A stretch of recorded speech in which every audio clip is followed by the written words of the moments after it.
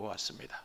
우리가 어려운 때이지만은 이 어려움 때문에 우리가 이 어려움을 빙자해서 신앙생활을 나태하고 게으르게 하지 않고 이 어려운 가운데서 최든지 최선을 다해서 우리가 할 수 있는 그런 힘을 다해서 하나님을 찬양하고 또 예배하는 우리의 삶이 될 때 이 위기가 우리에게 더 큰 은혜와 축복이 되리라고 믿습니다. 오늘은 주님이 징계를 받으심으로라는 제목으로 오늘 읽은 본문 말씀을 중심으로 말씀을 생각해 보려고 합니다. 오늘은 예수님께서 나귀를 타고 예루살렘 성에 올라가신 종려 주일입니다. 주님이 나귀를 타고 예루살렘 성에 올라가실 때 온 백성들이 호산나 다윗의 자손이여 찬송하리로다 하며 주님을 열렬히 환영한 것을 기념하는 주일이 종려 주일입니다. 주님은 이렇게 고난 주간을 시작하셨습니다. 내일부터 우리도 고난 주간을 가지게 될 것입니다. 평소보다 더 경건하고 절제된 삶으로 더 주님을 가까이 하고 주님의 그 십자가를 묵상하면서 다가오는 그 부활의 기쁨과 또 즐거움을 바라보면서 한 주간 살아갈 수 있기를 바랍니다. 다음 주일은 우리 기독교 절기 가운데 가장 참 복된 그런 절기라고 할 수 있는 부활 주일이 되겠는데, 그동안 이 코로나 사태로 함께 예배 드리지 못하신 우리 성도님들도 또 이 영상을 통해서 예배 드리는 우리 성도님들도 다음 주일에는 다 함께 예배 드릴 수 있도록 그렇게 기도하고 또 준비하고 참여해 주시기를 주님의 이름으로 축복합니다. 오늘은 주님이 고난을 당하심으로 우리에게 임한 놀라운 은혜가 무엇인가를 함께 생각해 보려고 합니다. 이사야 53장은 본격적으로 종의 모습으로 오실 예수 그리스도를 언급하고 있는 성경입니다. 이사야는 그리스도가 가시관을 쓰고 십자가에 못 박힌 이유가 인간의 구원을 위함인 것을 예언하였습니다. 특히 5절을 보면 그가 찔림은 우리의 허물 때문이요 그가 상함은 우리의 죄악 때문이라.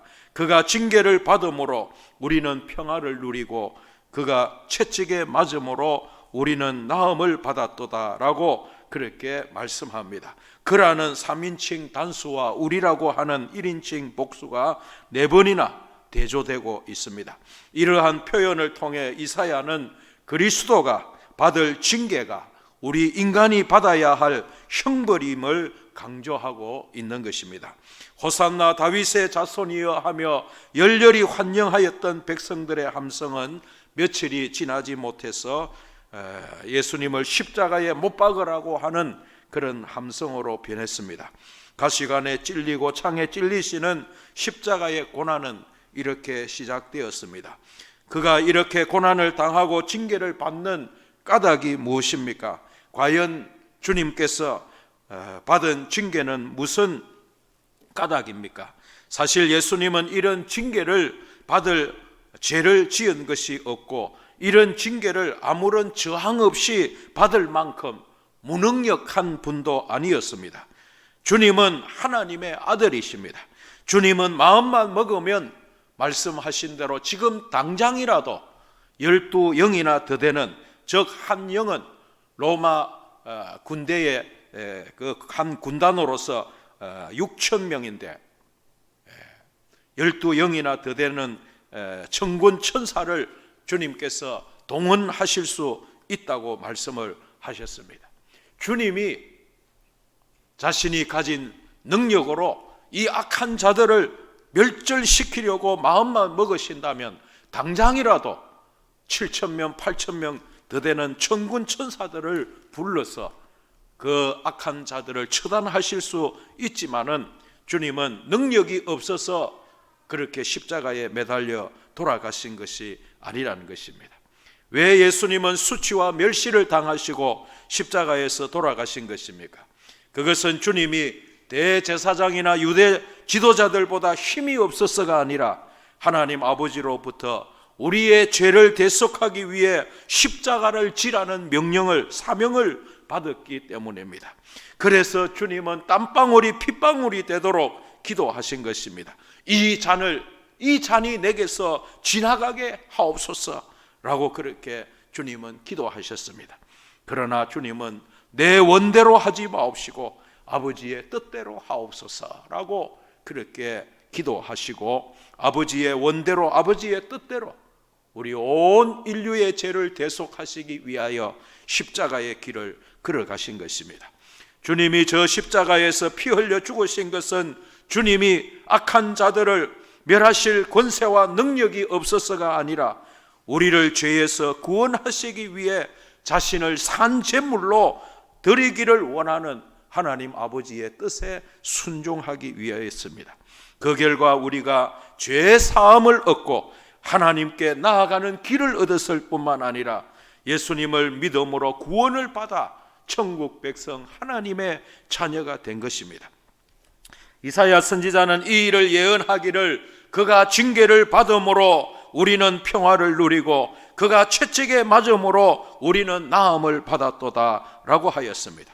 주님이 십자가에서 채찍에 맞아 피 흘려 죽으심으로 우리에게 어떠한 놀라운 일이 일어날 것이라고 이사야 선지자가 예언하고 있는 것입니까? 첫째는 평화를 누리게 될 것이라고 합니다. 그가 찔림은 우리의 허물 때문이요 그가 상함은 우리의 죄악 때문이라. 그가 징계를 받음으로 우리는 평화를 누린다고 하였습니다. 여기에서 평화라고 하는 단어는 우리가 너무나도 잘 알고 있는 단어입니다. 샬롬이라는 단어입니다. 이 샬롬이라는 것은 전쟁과 분쟁이 없는 상태가 아니라 그 어느 것 하나 조금도 부족함이 없는 완벽한 상태를 나타내는 것입니다. 그 어느 것 하나 부족함이 없는 완벽한 상태는 하나님과 우리 죄인된 인간이 화목할 때 하나님이 위로부터 우리에게 주시는 은혜인 것입니다. 이 말씀은 단순히 인간과의 관계에서 오는 평화를 말하고 있는 것이 아니라는 것입니다. 예수님의 죽으심은 하나님과 인간과의 관계 회복에 초점이 있는 것입니다. 우리 인간은 하나님을 거역하고 불순종함으로 하나님과 원수가 되었습니다.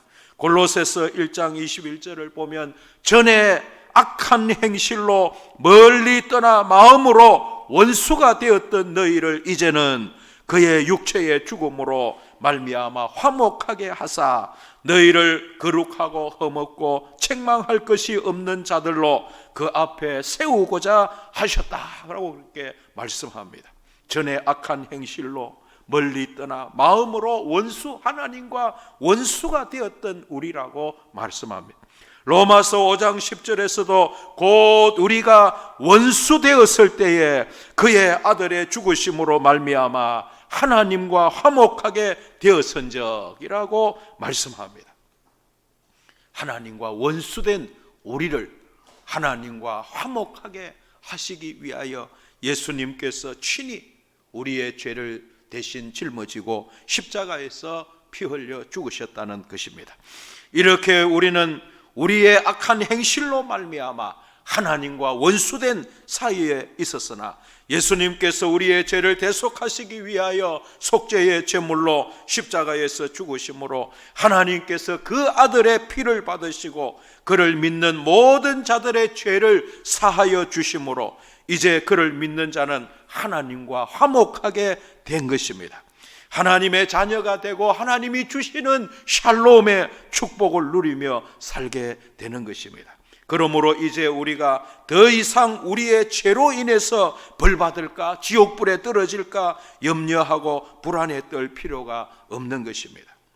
인간은 하나님을 거역한 죄인이었기에 하나님의 징계를 받아 마땅한 존재이지만은 그래서 하나님께 나아갈 수 없는 저주받은 인생이었는데 그때 하나님의 아들 그리스도께서 우리가 받을 그 징계를 대신 짊어지고 십자가에서 징계를 받으심으로 하나님의 그 진노를 돌이키게 되었고 하나님과 우리 인간의 관계를 회복시켜 주신 것입니다. 사랑하는 성도 여러분, 이 은혜가 얼마나 크고 놀라운 은혜인 줄을 우리가 날마다 깊이 깊이 새기고 묵상해야 할 줄로 생각합니다. 내가 짊어져야 할 십자가, 내가 징계를 받아야 할 그 징계의 채찍을 주님이 대신 받으심으로 내 죄를 대속해 주시고 나로 하여금 하나님과 화목하고 하나님이 주시는 평화를 누리며 살아가는 축복의 주인공이 되게 해 주신 것입니다. 영국의 한 노인이 예수를 믿지 않고 평생 죄 가운데 살다가 이제 죽음을 앞두게 되었습니다. 평생 죄만 짓고 살아온 것이 두렵고 무서웠던지 죽은 후에 운명이 걱정이 되었습니다. 그래서 손녀를 불러다가 성경을 읽어달라고 하였더니 성경을 읽으면 읽을수록 더욱 마음이 어두워지고 죄책감이 깊어져 갔습니다. 어느 날 손녀가 성경을 읽다가 요한 1서 1장 7절을 읽게 되었습니다. 그 아들 예수의 피가 우리를 모든 죄에서 깨끗하게 하실 것이요, 그 아들 예수의 피가 우리를 모든 죄에서 깨끗하게 하실 것이요 라고 하는 이 말씀을 듣자 노인은 깜짝 놀라면서 그런 말씀이 거기에 있다니 다시 그 말씀을 읽어달라고, 그 아들의 피가 우리를 모든 죄에서 깨끗하게 하실 것이요. 이 노인은 내 손가락을 그 성경 구절에 짚어달라고 하면서 내가 이 말씀을 믿고 죽었다고 사람들에게 알려달라고 그렇게 부탁을 하고 구원의 확신과 감격에 넘치는 평화로운 삶을 살다가 하나님의 부르심을 받아 이 세상을 떠나갔다고 하는 이야기가 있습니다. 예수님이 징계를 받음으로 우리는 평화를 누리게 되었습니다. 예수님의 보혈의 은혜로 죄 사함 받지 못한 사람은 마음에 참된 평화가 없는 것입니다. 늘 인생이 불안하고 초조하고 두렵습니다. 염려, 근심, 걱정이 끊이지 않습니다.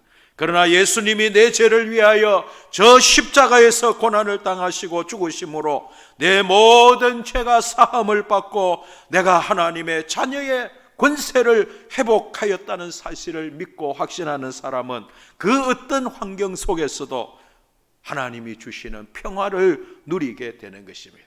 그래서 예수님을 믿는 이유 때문에 핍박을 받고 환난을 당하고 순교를 당하면서도 그 두려운 순간에 사람들이 자기를 화형불에 불태워 죽이고 돌에 던져 죽이고 십자가에 매달려 죽이려고 하는 그와 같은 두려운 순간에도 두려워 떨지 아니하고 마음의 평화를 누리면서 주님을 찬양하고 자기를 죽이려고 하는 자들을 하나님께 저들의 죄를 용서해 달라고 그렇게 천사와 같은 얼굴로 그렇게 죽어갈 수 있었던 것은 하나님이 주시는 평화가 그 마음속에 넘치기 때문에 그런 것입니다. 그러므로 우리는 죽음의 순간이 우리 앞에 다가올 때에도 그 죽음 때문에 두려워 떠는 인생이 아니라 하나님이 우리의 마음에 담담한 마음을 주시고 죽음 앞에서도 평화롭게 그 죽음을 맞이할 수 있는 그런 축복의 주인공이 되게 된 것, 이것이 주님이 채찍에 맞음으로 징계를 받음으로 우리에게 주시는 하나님의 은혜요 축복인 것입니다. 이런 믿음의 확신을 가지고 어떤 환경, 어떤 형편 가운데 있든지 주님이 내게 주시는 마음의 평안을 누리며 살아가는 우리 모두가 되기를 주님의 이름으로 축원합니다. 두 번째는 나음을 입었다고 말씀합니다. 본문 5절에 여전히 그가 찔림은 우리의 허물 때문이요 그가 상함은 우리의 죄악 때문이라. 그가 징계를 받음으로 우리가 평화를 누리고 그가 채찍에 맞음으로 우리는 나음을 받았도다. 여기에 나음을 받았다는 단어는 인간이 주도적 역할을 하는 것이 아니라 하나님으로부터 주어지는 구원의 수혜자가 된다는 사실을 드러내고 있는 것입니다. 우리 모두 깨어졌던 사람들입니다. 주님의 손길이 아니면 고침받을 수 없는 상처투성이의 인생이 바로 우리의 삶인 것입니다. 이렇게 상처받고 쓸모없는 우리, 깨어졌던 우리들을 그리스도께서 치유해 주시고 온전하게 하시고 과거보다 더 좋고 더 존귀한 인생으로 변화시켜 주셨습니다.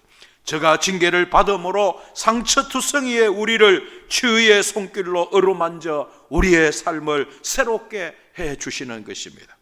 실제로 예수님을 믿음으로 깨어졌던 자아가 회복되고 상처가 치유됨으로 관계가 회복되고 삶이 회복되는 그런 놀라운 일들을 사랑하는 성도들을 통해서, 간증을 통해서 우리는 늘 들을 수가 있는 것입니다. 예수님의 보혈의 은혜를 알지 못하고 죄 가운데 살면서 깨어지고 상처투성이의 인생이 예수님을 믿어 그 보혈의 은혜로 변화된 삶을 살아가는 사람들이 바로 그리스도인인 것입니다. 우리 교회가 사용하고 있는 큐티집, 큐티인을 보면 그 큐티집 매일마다 신앙 간증문이 거기에 나오고 있습니다. 그 신앙 간증을 읽어보면 이구동성으로 깨어졌던 자아가 회복되고, 깨어졌던 부부관계가 회복되고, 깨어졌던 관계가 회복되고 치유되는 이런 간증들로 가득 차 있는 것을 보게 됩니다. 그 가운데 오늘 한 분을 소개해 드릴까 합니다. 3월 19일 정선희 성도의 간증문입니다. 부모님의 이혼과 재혼으로 쓸쓸하고 우울한 가정에서 성장한 저는 행복한 가정을 꾸리는 것이 제 인생의 최고의 성공과 명예로 생각했습니다. 어린 시절 부모님의 이혼으로 인한 저의 상실의 아픔과 사랑의 결핍은 단란한 가정을 꾸려 윤택하고 행복한 삶을 살아야 한다는 강박적 집착으로 왜곡되고 변형되었습니다.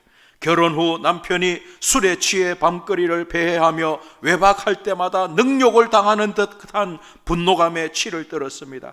내 인생이 조롱당하고 자존심에 침뱉음을 당하는 비참함과 지독한 외로움에 눈물 짓다 홀로 잠들 때가 많았습니다.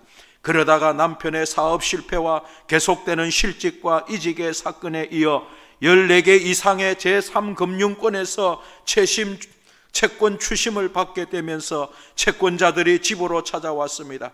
저는 내면의 수치심을 감추려고 체면과 거칠애로 포장하며 겨우겨우 살아왔습니다. 그러나 방탕한 남편 때문에 이제는 망신까지 당하게 생겼다며 참을 수 없는 분노로 남편을 더욱 원망하고 미워했습니다.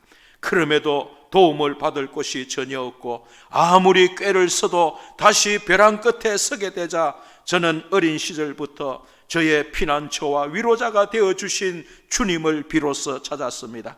그리고 말씀 묵상을 제 삶의 우선순위에 놓고 다윗의 자손 예수여 나를 불쌍히 여기소서라고 외치기 시작하였습니다. 그러면서 예수님이 제게 어떻게 명하실지 말씀 앞에 머무는 시간을 점점 더 사모하게 되었습니다. 그러자 돈과 체면과 육신의 안정만을 최고의 가치로 여기며 남편을 미워하던 제 자신의 죄를 보게 되었고, 신기하게도 남편을 향한 원망과 미움의 마음이 점점 사그라들었습니다. 그렇게 저는 돈보다 더 귀하게 여겨야 하는 아픔과 고통 중에 있는 남편을 곧 보게 되었습니다. 어린 시절부터 밖으로 돌 수밖에 없었던 남편의 가정 환경과 상처가 이해가 되어 처근한 마음까지 생겼습니다. 무분별한 경제관념과 방탕한 생활은 나를 불쌍히 여겨달라는 남편의 절규 열심이 깨달아졌습니다. 조금씩 남편의 마음을 읽어주고 받아줄 수 있게 되니 이제 남편은 술에 취해 밖에서 배회하지 않을 뿐더러 집안일도 자발적으로 함께하는 사람이 되었습니다. 그동안 영적인 눈이 가려져 고난 가운데 허락하신 하나님의 뜻을 깨닫지 못하고 돈 구걸을 하며 문제 상황만 극복하려 한 저의 죄를 회개합니다. 고난의 사건들은 궁극적으로 저와 저희 가정이 구원을 얻는데 꼭 필요한 일이었음이 말씀 안에서 깨달아지니 비로소 평안을 누릴 수 있게 되었습니다. 저희 부부가 고난 중에 서로를 불쌍히 여길 수 있도록 마음을 치유해 주시고 부부 관계도 회복시켜 주신 하나님을 사랑하고 찬양합니다 라고 이런 간증을 하고 있습니다. 이런 간증이 매일마다 그 큐티집에 성도들의 간증이 올라오고 있는 것을 보게 됩니다. 예수님을 믿음으로, 하나님을 만남으로 그 삶의 상처가 치유되고, 전에는 전부 남 탓, 남편 탓, 자식 탓, 부모 탓, 원망 불평 가운데 살았던 인생인데, 하나님의 사랑과 은혜를 깨닫고 보니 하나님께서 나를 사랑하셔서 나 한 사람을 구원하시기 위해서 저렇게 많은 사람들을 수고하게 만들었구나, 고생하게 만들었구나, 이런 깨달음을 간증하는 그런 간증을 날마다 읽을 수가 있습니다. 예수 안에 참된 회복과 치유가 있는 것입니다. 이렇게 우리의 인생이 치유되고 회복되고 나음을 누리는 비결은 예수 그리스도의 십자가의 보혈에 있는 것입니다. 하나님을 만족시키신 믿음의 주여 또 온전케 하시는 이 예수 그리스도의 보혈을 바라보며 그 보혈의 능력을 믿고 그리스도 안에서 살아갈 때 우리의 삶이 치유되고, 우리의 마음의 병이 치유되고, 우리의 육신의 병이 치유되고 회복되는 그런 놀라운 역사들이 일어나게 되는 것입니다. 세 번째는 사함을 얻었나니라고 합니다. 예수께서 십자가에서 우리의 죄를 담당하시고 속죄 제물이 되셨습니다. 그러므로 누구든지 그를 믿으면 죄 사함을 얻고 하나님의 자녀가 되는 권세를 얻게 되는 것입니다. 6절을 보십시오. 우리는 다 양 같아서 그릇 행하여 각기 제 길로 갔거늘 여호와께서는 우리 모두의 죄악을 그에게 담당시키셨도다. 우리의 죄값을 예수님께서 지불해 주셨다는 것입니다. 그러므로 우리의 죄값을 스스로 우리가 지불해야 할 필요가 없어진 것입니다. 내가 지불해야 할 죄값을 예수님께서 다 지불해 주셨기 때문입니다. 누구든지 예수 안에 있으면 두 번 다시 결코 정죄함이 없는 것입니다. 예수께서 죄값을 다 지불해 주시고 예수께서 우리를 사서 풀어주셨기 때문입니다. 그가 징계를 받으면 우리의 죄악을 사하여 주시기 위함이었습니다. 십자가는 심판의 다른 모습입니다. 우리는 다 양 같아서 그릇 행하여 각기 제 길로 갔지만은 하나님께서 예수님에게 우리의 죄를 담당시키셨습니다. 우리로 하여금 죄에 대하여 죽고 의에 대하여 살게 하려고 하셨기 때문입니다. 십자가에서 하나님의 심판을 경험해야 됩니다. 우리는 저 십자가를 바라볼 때 그 십자가에는 우리를 향한 하나님의 사랑도 있지만은 우리의 죄를 심판하시는 공의로우신 하나님의 그 심판을 우리는 바라보아야 하는 것입니다. 하나님은 독생자 예수 그리스도가 십자가에 달려서 피 흘려 죽게 하심으로 우리의 죄를 대속해 주신 것입니다. 그래서 하나님과의 관계가 회복되고 우리가 구원을 얻게 된 것입니다. 십자가 사건을 받아들일 때 거기에 우리의 구원이 있는 것입니다. 주님이 줄림은 오직 나의 죄악 때문입니다. 나의 죄를 사하시기 위하여 주님이 그 십자가에서 피 흘려 죽으셨습니다. 우리가 이렇게 믿고 고백할 때 우리의 모든 죄가 깨끗하게 씻음을 받고 하나님과의 관계가 회복되고 하나님의 나라를 기업으로 얻게 되는 것입니다. 그러므로 나의 죄가 십자가에 있음을 우리는 결코 외면해서는 안 되는 것입니다. 교회를 얼마나 오래 다녔느냐, 교회에서 무슨 직분을 가지고 있느냐 하는 것이 여러분 중요한 것이 아닙니다. 그리스도를 주로 영접하고 십자가의 사랑을 체험한 사람이 되어야 죄사함을 얻고 하나님의 자녀가 되고 천국 백성이 되는 것이기 때문입니다. 예수님이 지신 십자가를 바라볼 때마다 내가 져야 할 십자가인데 예수님이 맞으신 그 채찍을 바라볼 때마다 내가 맞아야 될 저 채찍을 주님이 맞으셨고 주님이 찔리신 그 창을 바라보면서 내가 찔려야 할 저 창을 주님이 대신 찔리셨다고 하는 그런 믿음으로 우리는 십자가를 바라보아야 하는 것입니다. 예수님이 지신 십자가가 내가 져야 할 십자가인데 예수님이 대신 지심으로 내 모든 죄를 대속해 주셨다는 사실을 깨닫는 순간 우리는 그리스도인이 되고 그것이 바로 십자가의 능력인 것입니다. 주께서 징계를 받음으로 하나님과의 관계가 회복되고 그러므로 하나님이 주시는 참된 평화를 누리며 살게 된 것이 그리스도인입니다. 주님이 징계를 받음으로 우리의 마음의 모든 상처가 치유되고 육체의 질병까지도 고침받는 그런 은혜 가운데 살아가는 것이 우리 그리스도인입니다. 주가 징계를 받음으로 우리의 모든 죄가 깨끗하게 사하여진 것입니다. 부디 나를 위해 십자가의 길을 걸어가신 주님의 그 고난을 묵상하면서 웬 은혜인지 웬 사랑인지 내가 무엇이